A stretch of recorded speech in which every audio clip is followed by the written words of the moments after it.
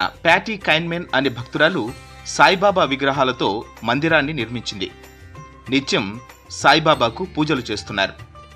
ఇంతలో అనుకోకుండా ఒక పెద్ద నాగుపాము తన ఇంటిలో దేవుడి మందిరంలోకి వచ్చింది.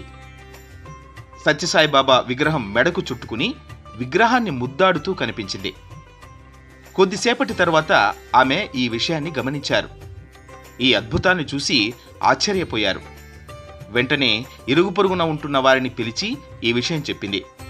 అందరూ అక్కడకు చేరుకుని నాగుపాముకు పాలు నీళ్లు తాపించి పసుపు కుంకుమ పూలు చల్లుతూ దానికి పూజలు చేశారు. నాగుపాము కొన్ని గంటల పాటు విగ్రహాన్ని చుట్టుకుని పడగ విప్పి సాయిబాబాను ఆరాధిస్తున్నట్లుగా అక్కడే ఉండిపోయింది. ఈ దృశ్యాన్ని చూడడానికి భక్తులు ఎగబడ్డారు. నిజంగానే ఈ ఘటన శ్రీ సత్యసాయిబాబా మహిమ అని అనుకుంటున్నారు.